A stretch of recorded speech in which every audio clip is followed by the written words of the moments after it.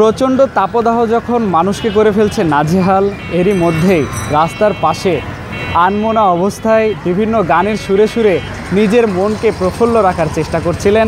কথা বলবো তার সাথে, জানবো কিভাবে আয়ত্ত করেছেন তিনি এই বাঁশি বাজানো।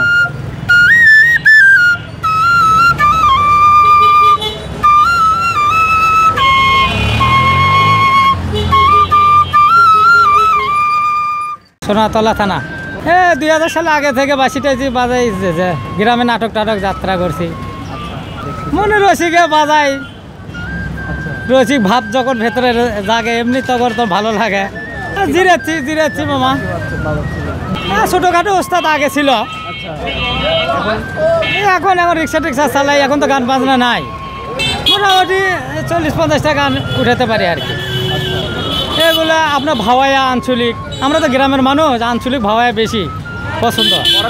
হ্যাঁ, আগের 3-5 পর্যন্ত লেখাপড়া করছি আর কি। ওই আপনার ওই 17-18 বছর বয়স থেকে বাজে।